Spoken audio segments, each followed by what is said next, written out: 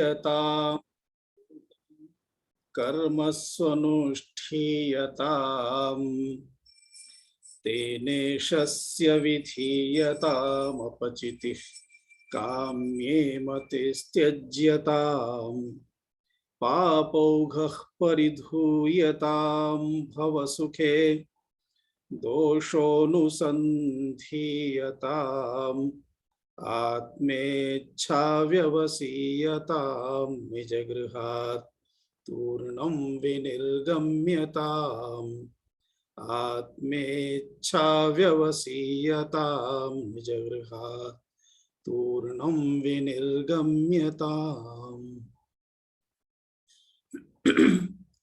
अत्र अंतिमं सोपानमस्ति परब्रह्मात्मना स्थीयताम्। अर्थात अस्माकं आत्मस्वरूपं यदस्ति तस्मिन् अस्माकं स्थितिः। अधिष्ठानं ब्रह्म यदुच्यते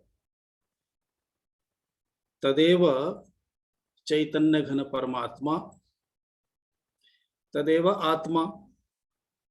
अतः आत्मनि स्थितिः तदेव उच्यते स्वस्थः। अत्र सामान्य व्यवहारे भवान् कथमस्ति, अहं स्वस्थः अस्मि इति वयम् उत्तरं दद्मः। तो स्वस्थः तस्य अर्थः एव अस्ति आत्मस्थः। स्वस्मिन् तिष्ठति इति स्वस्थः अर्थात स्वस्मिन् वर्तते। यः स्वस्मिन् स्वस्वरूपे अस्ति तस्य नामेव अस्ति स्वस्थः। यदि स्वरूपं विहाय अन्यत् किमपि अस्ति तदा सः स्वस्थः नास्ति। अतः स्वरूपं किमस्ति? स्वरूपम् अस्ति सुखरूपं, शान्तिरूपं, आनंदरूपं, प्रियरूपं, सुखं ददाति, सुखेन तिष्ठति, तस्य संपूर्ण स्थिति सुखे एव अस्ति। अतः यदा सुखं विहाय अन्यत् किमपि आगच्छति तदेव तु दुःखमस्ति। सुखम् एकवारं त्यजामः तदा तु केवलं दुःखमेव अस्ति।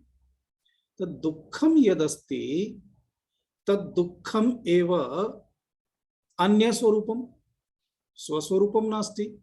अतः ज्वरः आगच्छति, तस्मात् कारणात् सः ज्वरप्रभावे तिष्ठति, स्वस्य सुखप्रभावे नास्ति।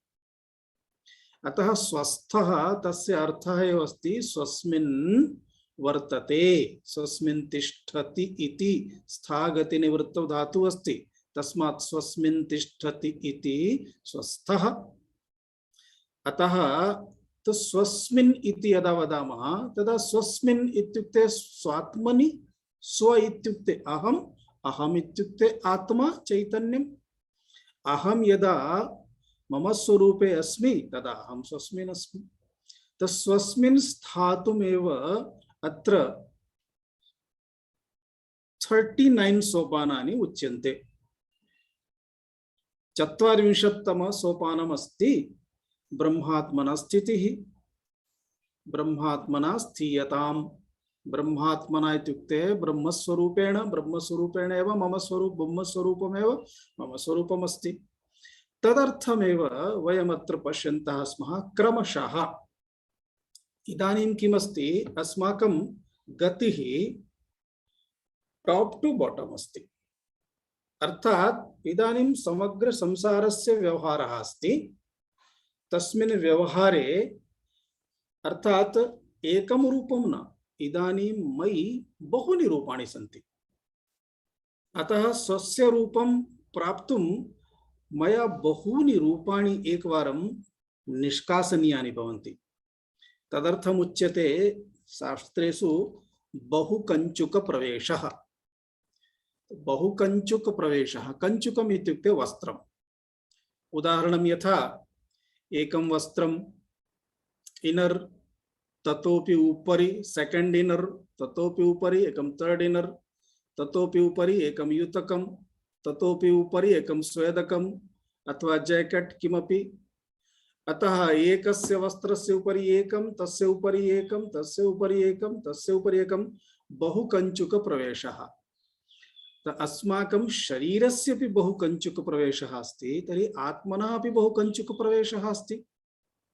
आत्मनः बहुकंचुक प्रवेशः इत्युक्ते आनंदमय कोशः, तस्य उपरि विज्ञानमय कोशः, पुनः तस्य उपरि मनोमय कोशः, पुनः तस्य उपरि प्राणमय कोशः, पुनः तस्य उपरि अन्नमय कोशः, पुनः तस्य उपरि संबंध रूप कोशः। एषः मम, एतद् मम गृहम्, एषः मम सम्बन्धी, एषः मम पुत्रः पुत्री माता पिता, अनन्तरं मित्राणि, पुनः कार्यालयः, मम अधिकारी बॉस इत्यादि कृत्वा एतः पुनः मित्रेषु अन्तरङ्गमित्रम्, अन्यमित्रं, सामान्यमित्रं, विशेषमित्रं, सम्बन्धिषु अपि निकटसम्बन्धी, किञ्चित् दूरसम्बन्धी, किञ्चित् एवं समग्र जालमस्ति। तो सर्वम् एकैकम् अपि अस्माकं कृते एकैक कञ्चुकमिव अस्ति। अतः बहुकञ्चुक प्रवेशः इत्युक्ते कदाचित् गणनां कर्तुं न शक्नुमः, तावन्ति कञ्चुकानि सन्ति, एकैकं वस्त्रम् अस्ति। अतः सर्वेषामपि एकैकवारं निष्कासनं करणीयम्। एकैकं निष्कासयामः, तदा गत्वा अहम् इति मम स्वरूपम् अवगन्तुं शक्नुमः। एतत् सामान्यम् उदाहरणम् अस्ति। अत्र आचार्यः तदेव कुर्वन् अस्ति। किं किं करणीयम् इति ज्ञात्वा अनन्तरं तत् कर्तुं कथं करणीयं तस्य एकं स्टैल् अपि दत्तवान्। कर्मयोगः, कर्मयोगभावनया करोतु। अनन्तरम् इदानीं कर्मयोगभावनया यदा कार्यम् आरब्धं तु कार्याणि तु बहूनि सन्ति। तदा आचार्यः वदति कार्याणि किञ्चित् मन्दं मन्दं कृत्वा न्यूनानि करोतु। अतः न्यूनं कर्तुं किं करणीयं? यदि कट् करणीयं चेत् कुतः कट् करणीयं भवति? तर्हि जीवने अस्माकं आदिनस्य बहवः व्यवहाराः सन्ति। तेषु व्यवहारेषु वयं यदि चिन्तयामः एतस्य व्यवहारस्य आवश्यकता नास्ति, एतद् वृथा एव अस्ति इति कुर्मः चेत् एकवारं वृथा यदस्ति तत् सर्वं कट् करणीयं, तद् निष्कासयामः। अनन्तरं पुनः द्वितीयक्रमे किं चिन्तनीयं? तद् द्वितीयक्रमे चिन्तयितुं वदति काम्ये मतिस्त्यज्यताम्। अर्थात बहु वस्तूनां चाकचिक्यं दृष्ट्वा बहु सौन्दर्यम् इति मत्वा तदर्थं यत् प्रयासं करोति वस्तुतः तस्यापि आवश्यकता नास्ति। अतः तादृशकर्माणि अपि निष्कासयतु। यतः किमस्ति, तदर्थं मनसि प्लानिंग, वयं प्लानिंग कुर्मः तदा आत्मा तु कुत्रैव तिष्ठति, अनात्म विषये एव चिन्तनं भवति, अन्य पदार्थ विषये एव चिन्तनं भवति सर्वदा। अतः तदेकं प्लानिंग न्यूनं भवतु, अति अनिवार्यं प्लानिंग आयोजनं सर्वं भवतु, तदेकं न्यूनं भवतु। एकं तद् न्यूनं भवति, तस्मात् पृष्ठतः यतः प्लानिंग अनन्तरं क्रियान्वयनम् अस्ति, तत् वयं कार्यं कुर्मः चेत् पुनः तदर्थं समयः गच्छति, व्यस्तता गच्छति, व्यग्रता भवति। कार्यं सम्यक्तया सम्पन्नं चेत् सम्यक्, सम्यक् न सम्पन्नं चेत् बहु श्रेयांसि बहुविघ्नानि। अतः बहूनि विघ्नानि आगच्छन्ति चेत् पुनः समस्या, पुनः तस्य कृते फैट्। अतः एकं कर्तुं दशविधं फैट् करणीयं भवति एकं प्राप्तुम्। एवं 10 कार्याणि सन्ति चेत् शतविधं फैट् एव अस्ति। दिनस्य 10 कार्याणि चेदपि अस्माकम् एकं दिनं गतम्। अतः बुद्ध्या युक्तिपूर्वकम् अत्र चिन्तनं कृत्वा तादृशं यदस्ति एकवारं किञ्चित् न्यूनं करणीयम्। अतः कटिंग, कार्याणां कटिंग एव अस्ति काम्ये मतिः त्यज्यताम्, तदर्थम् उक्तम्। कामनायाः विषये मया उक्तं ह्यः, अर्थात् गतपर्याये। कामनाः कथं भवन्ति? यदा अस्माकं किमपि मनसि एवम् अनुभूयते न्यूनता अस्ति, तदा न्यूनतायाः पूर्त्यर्थम्, अर्थात् किमपि वस्तु दृश्यते तद् मम समीपे नास्ति, एतद् बहु सम्यक् अस्ति, तद् बहु सम्यक् अस्ति इति शोभनाध्यासः, अर्थात् सुन्दरता इति पुनः अस्माकं कृते लोभं जनयति, पुनः तत् प्राप्तुं वयं प्रयासं कुर्मः। अतः एतद् नास्ति एतद् भवतु। अपूर्णता इति यदा चिन्त्यते तदा पूर्त्यर्थं प्रयासः क्रियते। अतः अपूर्णता या अस्ति, वस्तुतः यदा स्वात्मनि स्थितिः भवति तावता यदा गच्छामः तस्मात् पूर्वमेव ज्ञानं भवति यदा अपूर्णता किञ्चिदपि नास्ति। वयम् अपूर्णः इति चिन्तयामः, वस्तुतः अहं तु पूर्णः अस्मि। पश्यामः चेत् तावता अस्माकम् अवज्ञानं भवति, भविष्यति अपि। अतः तादृश केचन विषयाः एकं, तस्मिन् विषये वयं चर्चितवन्तः। एकः अन्यः विषयः अस्ति। इदानीं किम् अस्ति, यदा मनसि किमपि प्राप्तुम्, एतत् कर्तुं यदा इच्छा भवति, वयम् आयोजनं कुर्मः, तदा वस्तुतः मनः बहु व्यस्तं भवति। इदानीं यादृशः विचारः अस्ति, तादृश विचारे मनः यदा व्याप्तः भवति तदा विचारस्य पावित्र्यम् अपावित्र्यं, विचारस्य स्थूलता सूक्ष्मता, विचारे रागः द्वेषः, अतः विचारे ये गुणाः दुर्गुणाः भवन्ति ते सर्वेपि गुणाः दुर्गुणाः अस्माकं मनसि प्रभावं जनयन्ति। अतः मनः तत्तत् विचारेण सह पुनः युक्तः भवति।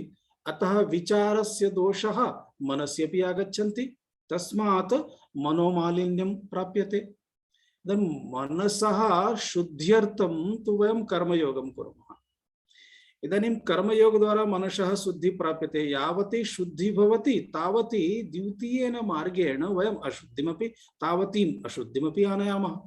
यथा गजः स्नानं करोति, स्नानं कृत्वा पुनः धूलिं स्वीकृत्य शिरसि स्थापयति, तथा अस्माकं कार्यमस्ति।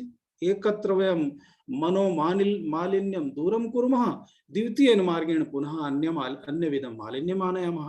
अतः भगवान् भाष्यकारः भगवान् शंकराचार्यः वदति, काम्ये मतिः त्यज्यताम्। यदि एवं करोति तर्हि सः मार्गः, कारणं यतः अत्र तादृशः बहवः मार्गाः सन्ति।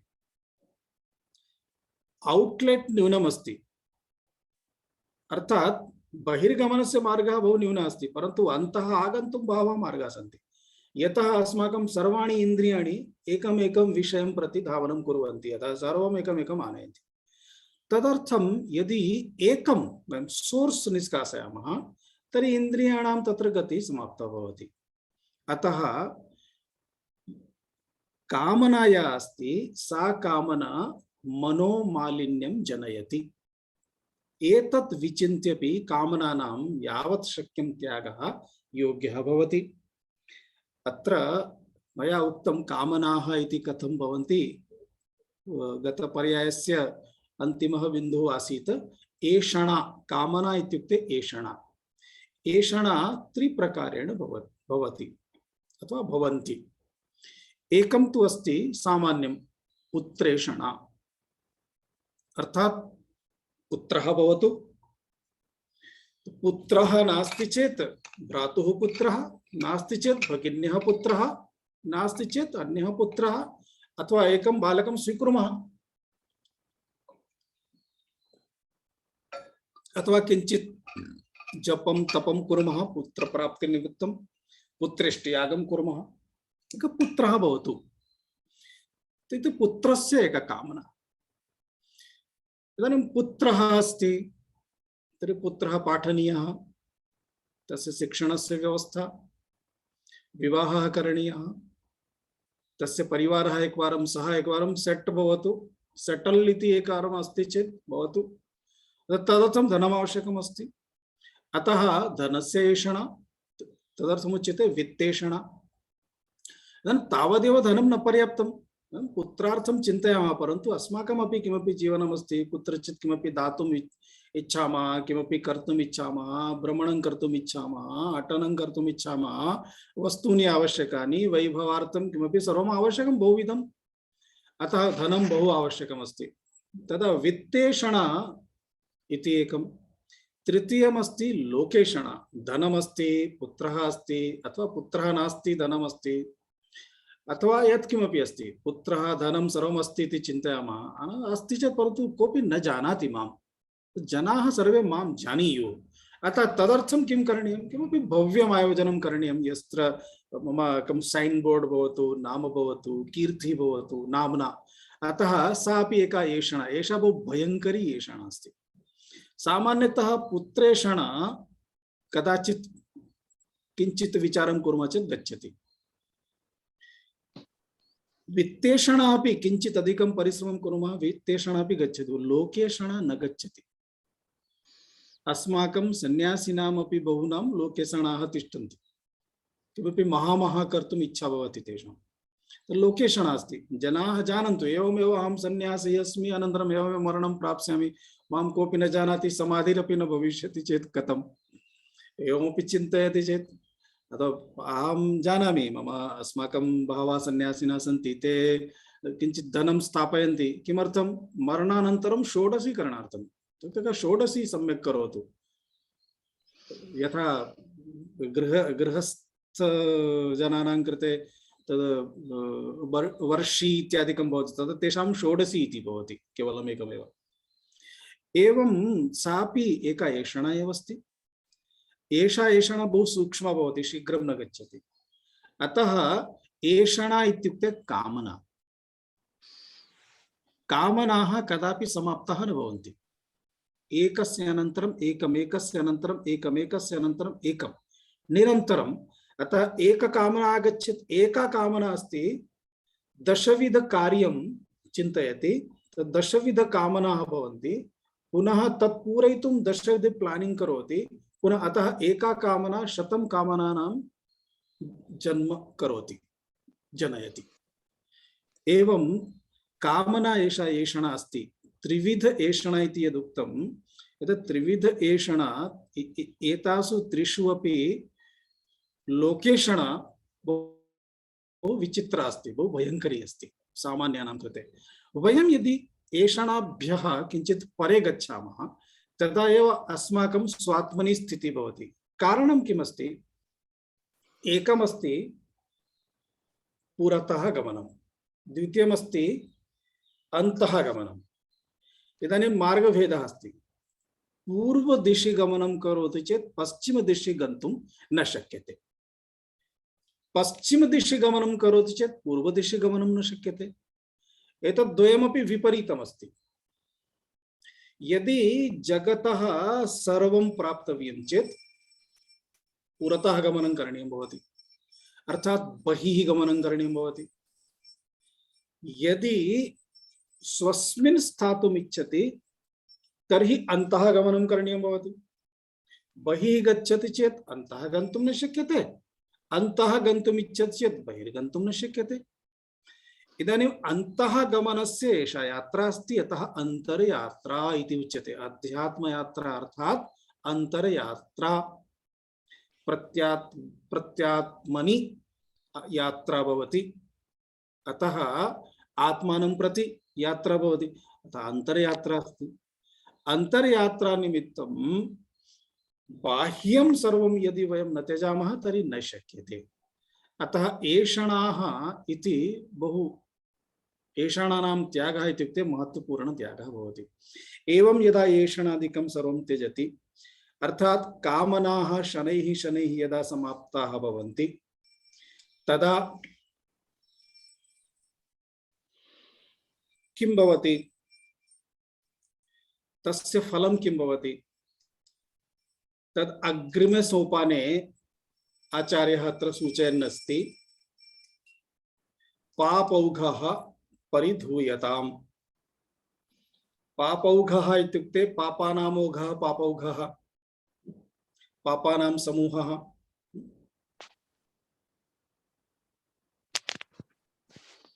प्रतिपदं किञ्चित् व्याख्या अस्ति, पापौघः तो ओघः ओघः इत्युक्ते राशिः समुद्रः इति। पापानाम् ओघः पापौघः पाप प्लस ओघः वृद्धि संधि पापौघः। परिधूयताम् तो परि उपसर्गः अस्ति। परि उपसर्ग पूर्वकं परि इत्युक्ते समन्तात्। यथा वयं वदामः संभाषण पाठन समय परितः, तो परितः इत्युक्ते चतुर्दिक्षु, तो समन्तात् परि समन्तात्। धूयताम् धूयताम् इत्युक्ते क्षाल्यताम्।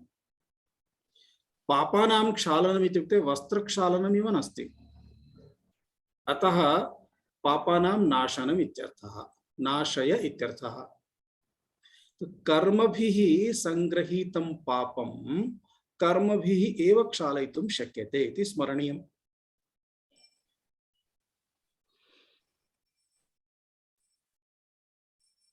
मलं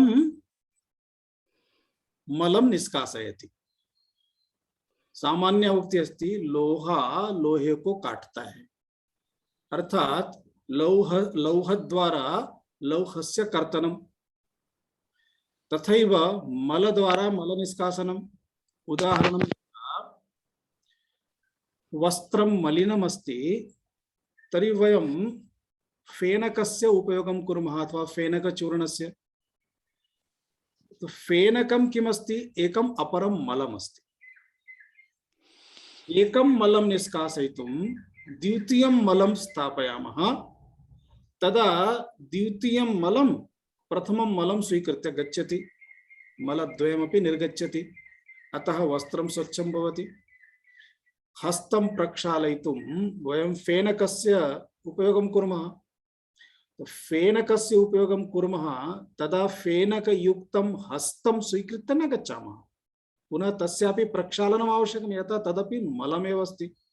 अतः मल निष्कासनाय मलस्य उपयोगः इति यथा उच्यते, तथैव कर्म द्वारा एव पापानां संग्रहः भवति, अतः कर्म द्वारा एव पापानां निर्मूलनं करणीयं भवति। यज्ञेन दानेन तपसा अनाशकेन, यज्ञद्वारा दानद्वारा तपद्वारा भिन्न भिन्न शुभ कर्म द्वारा कर्मयोग द्वारा निष्काम कर्म द्वारा। उदाहरणं यथा एकस्मिन् वृक्षे 50 मीटर रज्जुः, रज्जुः इत्युक्ते तंत्री सूत्रं वेष्टितमस्ति। इदानीं वेष्टिताया रज्जुः अस्ति, सा एव रज्जुः। तो वेष्टन समये किम् अभवत्, लेफ्ट टू राइट अस्ति इति चिन्तयतु। यदा लेफ्ट टू राइट वेष्टितम् अस्ति, तदा पुनः तामेव रज्जुं यदा निष्कासयितुं गच्छामः, तदा राइट टू लेफ्ट पुनः भ्रमणं करणीयं। लेफ्ट टू राइट भ्रमणं कृतं, पुनः इदं राइट टू लेफ्ट भ्रमणं कुर्मः चेत् रज्जु बहिरागच्छति। अर्थात् वेष्टनार्थं कर्म अस्ति, तर्हि निष्कासनार्थम् अपि कर्म अस्ति। अतः उदाहरणमस्ति कर्मणां निष्कासनम् अपि कर्मद्वारा। कर्मद्वारा पापसंग्रहः भवति, पापसंग्रह प्रक्षालनाय कर्माणि करणीयानि। इदानीं यदि कस्यचित् उपरि वयम् अत्याचारं कृतवन्तः अथवा अयोग्य व्यवहारं कृतवन्तः, तस्मात् अस्माकं पापकर्मणां संग्रहः अस्ति। पुनः यदि वयं जनानां कृते किञ्चित् पुण्यकार्यं कुर्मः, तेषां सहायं कुर्मः, तद् विपरीतं कार्यं भवति। किमपि स्वीकर्तुं कार्यं कृतम्, इदानीं तेभ्यः सहायार्थं कार्यं कृतम्, एक पूर्वं स्वस्य कृते स्वीकृतम्, इदानीम् अन्यस्य कृते कुर्मः। अतः तेन किं भवति, अस्माकं पूर्वतनं यत् कर्म अस्ति तद् कर्म अर्थात् पापकर्म तेन क्षालितं भवति, न्यूनं भवति। कामना द्वारा यदा कर्म क्रियते तदा यथा कामना अस्ति तथा कर्म भवति। अहं पूर्वम् उक्तवान्, कामना इति मनोमालिन्यं जनयति। अतः कामना द्वारा कृतं कर्म पुनः निष्कामनया कार्यं कुर्मः चेत् तदेव कर्म पूर्वतनकर्मस्य उपरि एकम् अन्यं संस्कारं जनयति। अन्यं संस्कारं जनयति। उदाहरणं यथा अस्माकं भित्तिः अस्ति, वाल् अस्ति, तस्य उपरि एकः वर्णः अस्ति, कृष्णवर्णः अथवा रक्तवर्णः। इदानीं रक्तवर्णस्य उपरि एकं श्वेतवर्णं स्थापयामः, तदा रक्तवर्णः गच्छति। रक्तवर्णस्य उपरि श्वेतवर्णस्य संस्कारः। तथैव अस्माकं यानि प्राक् कर्माणि सन्ति, अयोग्य कर्माणि सन्ति, तेषाम् उपरि एव निष्काम कर्म द्वारा, योग्य कर्म द्वारा, पुण्य कर्म द्वारा, जनानां कृते सुख उत्पादन कर्म द्वारा, जनानां सहाय द्वारा वयम् एकं संस्कारं यदा कुर्मः तदा ते दोषाः समाप्ताः भवन्ति। शुभं तस्य उपरि आगच्छति, अर्थात् तेषां नाशः एकम्। तदर्थं पापकर्म इत्युक्ते किं, पुण्यकर्म इत्युक्ते किं, व्याख्या दत्ता अस्ति। यस्मात् मनसि दुःखं, विषादः, अपराधबोध भावना उत्पद्यते अथवा उत्पद्यन्ते, एते सर्वे तन्नाम दुःखम्। एतदेव दुःखमस्ति। मनसि अपराध भावना भवति, अरे एतद् मया करणीयं नासीत्, एतत् कृतं, अयोग्यं कृतम्, अपराधः, तदेव दुःखमस्ति। अर्थात् एतत्तु सामान्यम् इति चिन्तयामः, परन्तु यदा कर्मरूपेण संगृहीतं भवति तदा एतद् एव कष्टरूपेण आगच्छति। एकं सामान्यं साइंस् वदामि। 84 लक्ष योनयः सन्ति, 84 लाख। तेषु एका योनिः अस्ति मनुष्य योनिः। इदानीं मनुष्य जन्म कदा प्राप्यते?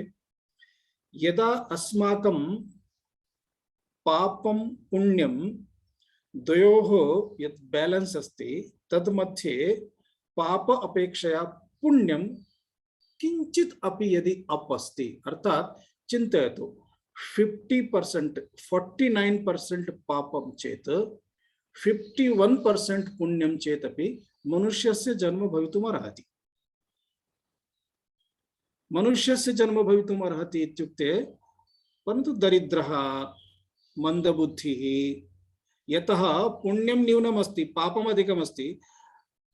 पुण्यम किंचित अधिकम् अस्ति तस्मात् मनुष्यः, परन्तु पापस्य राशिः अपि सामान्य नास्ति।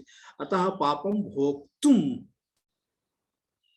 तस्य कृते बहुविध प्रारब्धम् आगच्छति। तत्सर्वमपि प्रारब्धं दुःखरूपं भवति। यावदधिकं पुण्यं तावदधिकं सुखं, यावदधिकं पापं तावदधिकं दुःखं, कष्टं जीवने भवति। वयं जानीमः, कश्चन एकः मनुष्यः केवलं 5 निमेषानां व्यवहारं करोति, लक्षाधिकं कोट्यधिकम् अपि अर्जयति। कश्चन मनुष्यः आदिनं बहु परिश्रमं करोति, तथापि अधिकाधिकं सहस्रं किमपि किंचित् अर्जयति। मनुष्यः द्वौ अपि मनुष्यौ, एकस्य केवलम् एकम् अङ्गुली चालनमात्रं पर्याप्तम्, एकस्य समग्र शरीरस्य चालनं कृतं चेदपि तावद् नागच्छति। कारणं किमस्ति? तत्र पुण्यफलं पापफलम् इति भोक्तुमेव तत्र कारणमस्ति। तस्य तावद् पुण्यमस्ति अधिकं प्राप्नोति, तस्य तावद् पुण्यं नास्ति अधिकं प्राप्तुं न शक्नोति।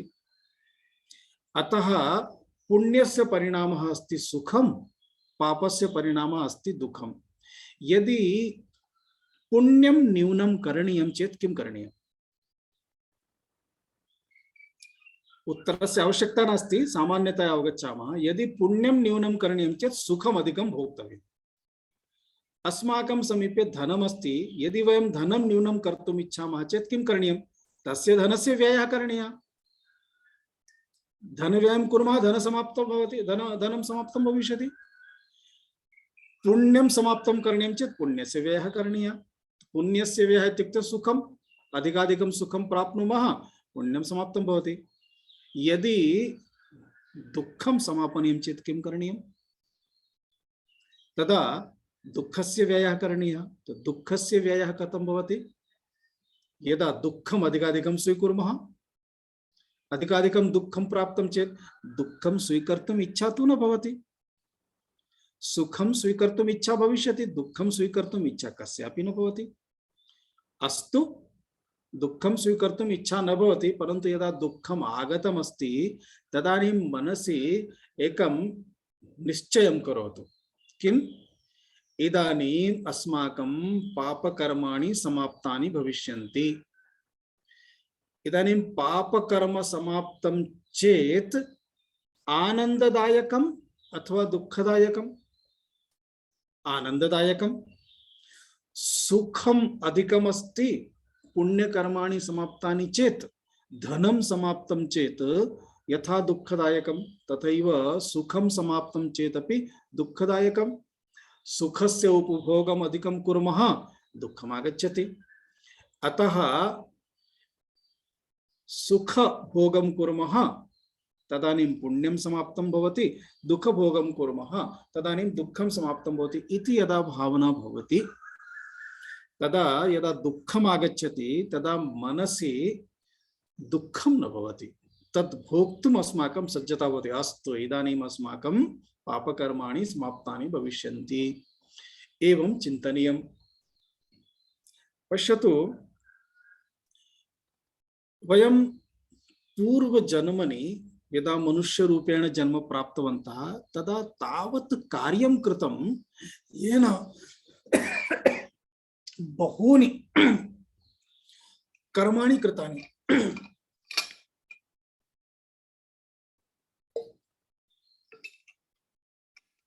तेषु कर्मसु सुखरूपकर्माणि, पुण्यकर्माणि, दुःखरूपकर्माणि, पापकर्माणि बहूनि सन्ति। अतः तत् भोक्तुम् एकं जीवनं पर्याप्तं न भवति। कतिवारं जन्म स्वीकरणं, मनुष्यरूपेण, अन्यरूपेण, पशुपक्षिरूपेण, न जानीमः कीदृशं कर्म अस्ति। तत्सर्वं कर्म कर्तुं बहुविधरूपेण जन्म स्वीकरणीयं भवति। अतः एकवारं मनुष्यजीवनं प्राप्तमस्ति चेत् अलर्ट् भवतु, सावधानी आवश्यकी अस्ति। सावधानतया कार्यं कुर्मः चेत् पुनः तत्सर्वं यथा वर्धनं न भवेत् इति चिन्तनीयम्। एकम् अन्य अंशः अस्ति, पुण्यं कार्यं कुर्मः तदा मनः सात्विकं भवति। सात्विकं मनः पुण्यकार्येण सह युक्तं भवति। यदि पापकर्म अस्ति तर्हि राजसम् अथवा तामसं कर्म भविष्यति। राजसं कर्म यदा भवति तदा अधिकाधिकं कर्म कारयति, तामसं कर्म यदा भवति तदा अधिकाधिकं कर्म कारयति इति वक्तुं शक्नुमः, नापि शक्नुमः। परं यत् कर्म कारयति तद् विचित्रं कारयति, दुःखदायकं भवति। अतः अस्माकं मनः यदि सत्वगुणे तिष्ठति तर्हि अस्माकं कार्याणि शुभकार्याणि भवन्ति। यदि मनसि तमोगुणः अथवा रजोगुणः अस्ति तदा पापकर्मणां कृते अवसरः अधिकः भवति। अर्थात् रजोगुणप्रभावेण रागः उत्पद्यते, तमोगुणप्रभावेण द्वेषः उत्पद्यते, सत्वगुणप्रभावेण समानता तिष्ठति इति अवगन्तव्यम्। तात्पर्यं कः? तात्पर्यं किम् इत्युक्ते, अस्माकं यानि एतानि कर्माणि सन्ति तानि कर्माणि राशि रूपेण संग्रह, फिक्स्ड डिपोजिट रूपेण सन्ति। तेषां कर्मणां नाशाय अस्माभिः शुभकर्मणाम् एका राशिः उत्पादनीया भवति। शुभकर्मणां यदा राशिः एका भवति तदा पापकर्मणां हानिः एकं। द्वितीयम्, एका शास्त्रीय व्यवस्था अस्ति, अहम् अग्रे वदिष्यामि, इदानीं बहु शीघ्रं भवेत्। कर्माणि समाप्तानि तु भोगद्वारा एव भवन्ति। प्रारब्धस्य भोगेनैव क्षयः, यदा विषयः आगमिष्यति तस्मिन् विषये चर्चयिष्यामि। अर्थात् यत्किमपि कर्म अस्ति विना भोगं समाप्तिः नास्ति। परं एकः अवसरः अस्ति यदा विना भोगमपि तानि कर्माणि यानि संचितकर्माणि सन्ति तानि समाप्तानि भवितुमर्हन्ति। सः भोगः अस्ति ज्ञान। अतः उच्यते ज्ञानाग्नि सर्वकर्माणि भस्मसात् कुरुते अर्जुन। हे अर्जुन, ज्ञान रूप अग्नि सर्वाणि संचित कर्माणि भस्मसात् करोति। केवलं प्रारब्धम अर्थात जन्मतः मृत्यु पर्यन्तम एतद् यत् शरीरमस्ति तत् शरीरं यैः कर्मभिः प्राप्तमस्ति तेषां कर्मणां समाप्ति पर्यन्तम अर्थात तेषां कर्मणां भोगः आवश्यकः अस्ति। तेषां कर्मणां समाप्तिः प्रारब्धस्य समाप्ति भोगेन भवति इति विषयः अस्ति। अग्रे यदा आगमिष्यति वयं तस्मिन् विषये चर्चयामः। सामान्य उल्लेखः कृतः अस्ति। तात्पर्यं किमस्ति, यदि कर्म विषये आकर्षणं भवति तदा तत्र वयं किञ्चित् समीचीनम् अस्ति इति चिन्तनं कुर्मः, प्रियमस्ति इति चिन्तनं कुर्मः, सुखं दास्यति इति चिन्तनं कुर्मः, एतद् मम कृते भवतु इति चिन्तनं कुर्मः। यदि एतत् दुःखदायकमस्ति तदा एतत् मम कृते मास्तु, न आवश्यकं, तदा द्वेषदर्शनं भवति। यदि प्रियत्वदर्शनं भवति तर्हि तत्र तस्य इच्छा अस्ति, रागः अस्ति। यदि अप्रियत्वदर्शनं भवति तर्हि तस्मिन् दोषः अस्ति, अर्थात् द्वेषः अस्ति, दुःखदायकत्वम् इति अनुभूयते। यदा द्वेषः अस्ति तदा प्राप्तुं द्रष्टुं न इच्छामः। यदि प्रियत्वं भाति तदा तत् प्राप्तुम् इच्छा भवति। यदि विवेकं कुर्मः वस्तूनां विषये तदानीं तस्मात् किञ्चित् वयं स्वस्थतया स्थातुं शक्नुमः। एतदर्थम् एतद् बहु महत्त्वपूर्णं वाक्यमस्ति। रागरञ्जितं मनः उपदेशं न शृणोति। मनसि यदा रागः भवति अथवा द्वेषः भवति तदा यावदपि उपदेशं करोतु श्रोतुं न शक्नोति। अहं बहूनाम् उदाहरणानि दृष्टवान् अस्मि। इदानीं काश्चन बालिकाः सन्ति। एका बालिका कश्चित् मुस्लिं बालकः तेन सह तस्याः प्रेम अभवत्। जनाः बहु बोधितवन्तः, परन्तु सा श्रोतुमेव सिद्धा नाभवत्। यतः प्रेमरूप रागः तथा प्रभावितः आसीत्। रागः इति कारणात् रागरञ्जितं मनः एकमपि दोषं दुर्गुणं स्वीकर्तुं शक्तं नाभवत्। अन्ततो गत्वा 5 वर्षाणाम् अनन्तरं सा बालिका आत्महत्यां कृतवती। यान् विषयान् जनाः बोधितवन्तः तदवगन्तुं न शक्तवती। अनन्तरं यदा ज्ञातं, स्वयमेव अनुभूतं, तदानीं जीवनं समापितवती। आशयः कः अस्ति, तात्पर्यं किमस्ति, रागरञ्जितं मनः उपदेशं न शृणोति। उदाहरणं यथा यदि क्रोधः उत्पन्नः अस्ति तस्मिन् समये यावदपि उत्तमं वदतु किमपि न प्रविशति। यदा क्रोधः समाप्तः भवति अनन्तरं बोधयतु, तदानीं चिन्तयति आम् एतत् सत्यमस्ति। अतः एतद् वाक्यं बहु महत्त्वपूर्णम् अस्माकं सर्वेषां जीवने। कर्मयोगेन रागद्वेषयोः विकलनं भवति। तदर्थं भगवता उक्तं योगस्थः कुरु कर्माणि संगं त्यक्त्वा आत्मशुद्धये सिद्धिसिद्ध्योः समो भूत्वा समत्वं योग उच्यते। तदेव समत्वमेव योगः अस्ति। योगस्थः कर्माणि करोतु। कथं? संगं त्यक्त्वा अर्थात आसक्तिं त्यक्त्वा। कर्म विषये आसक्तिः मास्तु, कर्म फल विषये आसक्तिः मास्तु, एवमेव करणीयमिति आसक्तिः मास्तु, मम इच्छानुसारमेव भवेत् इति आसक्तिः मास्तु। यथा योग्यमस्ति तथा भवतु, एतत् भवतु, तावदेव कर्तव्यमात्रमेव भवतु। आसक्तिः किञ्चिदपि नास्ति चेत् तदेव कर्म अंतःकरणस्य शुद्धिं जनयति। अतः आत्मशुद्धये तद् कर्म भवति। कदा? यदा संगं त्यक्त्वा कर्माणि कुर्मः तदा।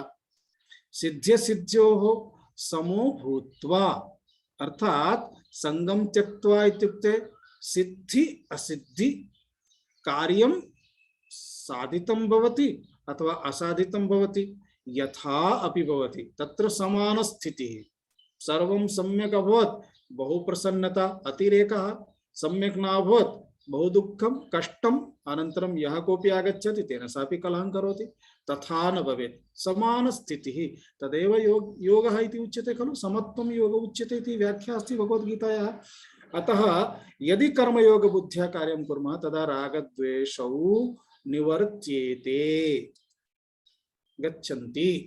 एवं एषः अर्थः अभवत् पापौघः परिधूयताम्, अर्थात पापानां यः समूहः अस्ति तं समूहं वयं पुण्यकर्मणां, शुभकर्मणां, निष्कामकर्मणां, लोक कल्याण कर्मणां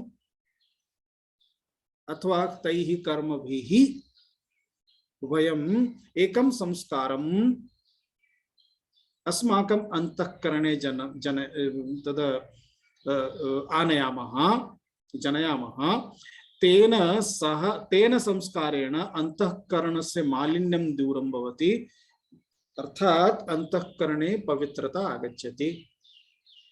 यदा अंतःकरणे पवित्रता आगच्छति, अर्थात कर्मयोग भावनया यदा वयं कर्माणि कुर्मः, अंतःकरणं शुद्धं भवति। रागद्वेषयोः या यांत्रिक स्थितिः अस्ति सा स्थितिः दूरं गच्छति। मनः यांत्रिक स्थितेः मुक्तं भवति। मुक्तं मनः श्रोतुं शक्नोति, उपदेशं शृणोति, उपदेशं श्रुत्वा विचारं करोति, विचारशीलं भवति। एवं बुद्धि विवेक साहाय्येन अग्रे किं करणीयं तदर्थम अग्रिमं सोपानं भगवान् अत्र सूचयति। भवसुखे दोषोऽनुसन्धीयताम्, अर्थात यदा संसार सुखम यदस्ति, भवः इत्युक्ते संसारः, भवसुखम अर्थात संसार सुखम, तस्मिन् संसार सुखे दोषः अनुसन्धीयताम्, अर्थात तस्मिन् दोषः अस्ति परन्तु अस्माभिः न दृश्यते, तद् द्रष्टव्यं, तस्य अनुसन्धानं करणीयं। के दोषाः भवन्ति तस्य वयं चिन्तनं करिष्यामः। किञ्चित् एकवारम् एतस्य वाक्यस्य व्याख्यां पश्यामः। तो भवसुखे, भवस्य संसारस्य सुखं भवसुखं, तस्मिन् भवसुखे समास विग्रह अभवत्। भवस्य सुखं भवसुखं षष्ठी तत्पुरुष समासः। भवः नाम संसारः, संसारस्य सुखं, तस्मिन् भवसुखे संसार सुखे किं करणीयं? दोषः, दोषः इत्युक्ते असम्यक्त्वम्, असमीचीनत्वं यदस्ति तस्य दर्शनं करणीयं। कथम्? अनुसन्धीयताम्, अनु उपसर्गपूर्वकम्, अनु इत्युक्ते क्रमः, क्रमेण अनुक्रमेण संधानं करणीयं। संधीयताम् इत्युक्ते संधानं कुरु इत्यर्थः। अर्थात एक अनन्तरम् एकम्, एक अनन्तरम् एकं, तस्य अर्थः अस्ति अनु। उदाहरणं यथा गच्छति, यदा गच्छति तस्य पृष्ठतः अन्यः गच्छति तदा अनुगच्छति, गच्छति अनुगच्छति। तथैव संधानम् अनुसंधानम्, एकस्य सुखस्य विषये विचारं करोति तदा द्वितीयस्य सुखस्य विषये अपि विचारं करोतु। अतः एकैकं सुखं स्वीकृत्य तस्य सुखस्य मूलं किमस्ति तावत् पर्यन्तं यदा गच्छामः तदा तद् यत् ज्ञानं भवति तद् ज्ञानं किमस्ति? सुखमपि दुःखरूपमेव अस्ति। वस्तुतः एतद् यत् सुखमस्ति तदपि दुःखरूपं कथमिति वयम् अग्रे पश्यामः। अर्थात् दुःखं तु दुःखमस्ति, सुखमपि दुःखम् इव, दुःखरूपम् इव एव अस्ति। अस्तु, भवः इत्युक्ते संसारः। तो संसारः इत्युक्ते किं? पश्यतु, वयं जगत् संसारः इति पदद्वयस्य उपयोगं कुर्मः। तो जगत् इत्युक्ते किं? जायते गच्छति इति जगत। अर्थात जायते अर्थात उत्पद्यते, सृष्टि ही उत्पद्यते अनंतरम लयं प्राप्नोति, उत्पद्यते पुनः विकासं प्राप्नोति, शनैः शनैः कृत्वा लयं प्राप्नोति, सृष्टि लयं भवति। जायते गच्छति इति जगत, ईश्वरस्य सृष्टिः। तो संसारः किमस्ति? संसारः इत्युक्ते सम्यक् सरति इति संसारः।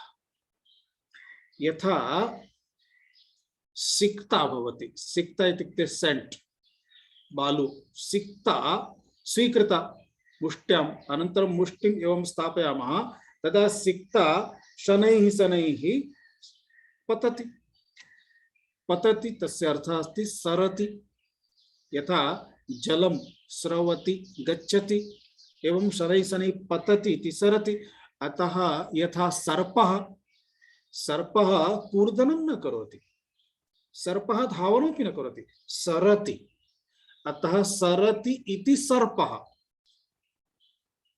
तस्मात् एव सर्प इति पदस्य निर्माणम् अस्ति, तस्य नाम अस्ति सर्पः। तो सरति, तो सरति इति संसारः, परन्तु कीदृशं? सम्यक् सरति इति, सम् उपसर्गपूर्वक, संसार सम्यक् उपसर्गपूर्वकम् अस्ति, अतः सम्यक् सरति इति संसारः।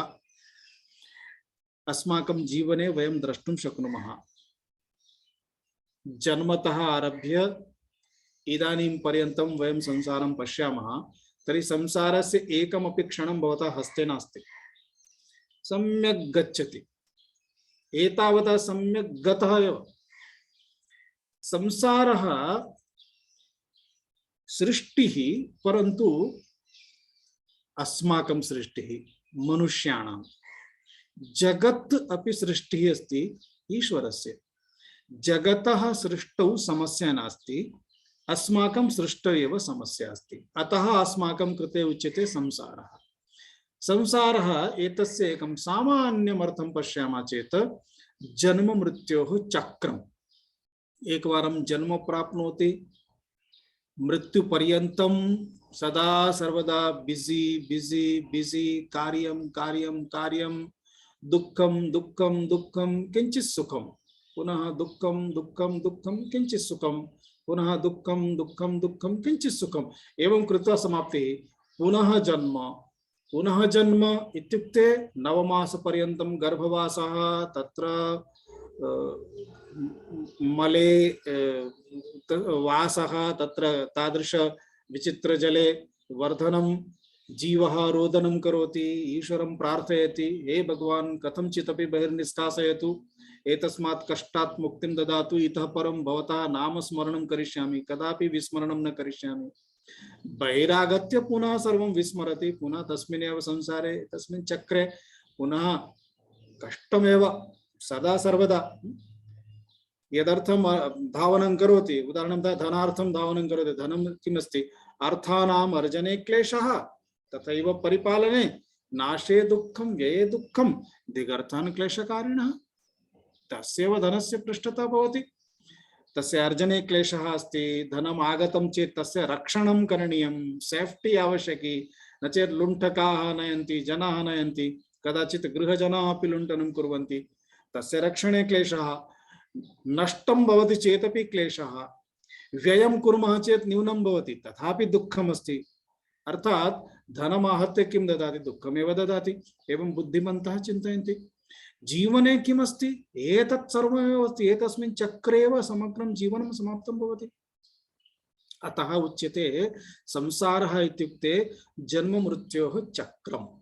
चक्रम् इत्युक्ते चक्रस्य एका अरा अधः अस्ति, सा एव अरा उपरि गच्छति, पुनः अधः आगच्छति, पुनः उपरि गच्छति। वयं द्वितीय कक्षायाम् एकं चक्रं दृष्टवन्तः। संकल्पः भवति, तेन इच्छा भवति, तेन आयोजनं कृत्वा कर्म भवति, कर्मणः फलम् आगच्छति, फलोपभोगं कुर्मः, तेन संस्कारः भवति। संस्कारः द्विधा भवति, रागरूपसंस्कारः, द्वेषरूपसंस्कारः। रागः चेत् पुनः आवश्यकं, द्वेषः चेत् न आवश्यकं, तस्मात् पलायनं। पुनः आवश्यकम् इति मनसि विचारः भवति, पुनः संकल्पः। पुनः संकल्पः चेत् पुनः इच्छा, कर्म, कर्मफलं, कर्मफलोपभोगः, पुनः संस्कारः, पुनः इच्छा, पुनः कर्म, एवं चक्रं समाप्तमेव न भवति। तदेव चक्रं किं करोति, वारं वारं जन्म, वारं कारणम् इतोपि मया प्राप्तव्यमस्ति, अतः अन्यत् शरीरं स्वीकुर्मः, इतोपि प्राप्तव्यमस्ति, पुनः अन्यत् शरीरं स्वीकुर्मः। एतत् शरीरम् इदानीं समर्थं नास्ति, एतत् शरीरम् इदानीं सुखभोगाय सामर्थ्यं न ददाति, अर्थात् शक्तिः नास्ति, इन्द्रियाणि गतानि, भोगं प्राप्तुं नास्ति, खादति चेत् जीर्णं न भवति, उदरं गच्छति। अतः इदानीं नूतनम् उदरम् आवश्यकं, नूतनं शरीरम् आवश्यकं, नूतनः देहः आवश्यकः, पुनः देहः स्वीकरणीयः। एतस्य नामेव अस्ति संसारः। अतः भूयते इति भू भावे अपप्रत्ययः भवति, तस्मात् कृदन्त रूपमस्ति, शब्दः अस्ति भवः। प्रतिक्षणं जन्म मृत्युः इत्येव संसारः अस्ति। एतस्मिन् विषये आगामि चक्रे विशेषतः चर्चां करिष्यामः। इदानीं कोऽपि किमपि प्रष्टुम् इच्छति चेत् प्रष्टुं शक्नोति। कुत्रचित् स्वामीजी एकः किमपि अस्ति चेत् 8 निमेषाः सन्ति। स्वामीजी एकः प्रश्नः। गतसप्ताहे भवान् उक्तवान् यत् वस्तूनां योग्य अवगमनपूर्वकं त्यागः वैराग्यम् इति उक्तवान् किल। सो तत्र वैराग्यस्य अर्थं किम् इति अहं ज्ञातुम् इच्छामि। सो भवान् तत्र भगवान् वदति किल, अर्जुनं वदति किल, अभ्यासेन तु कौन्तेय वैराग्येन गुह्यताम् इति, गुह्यते इति। तत्र भगवान् कृष्णं किं त्यक्तुं, कथं त्यक्तुम् उपदिशति?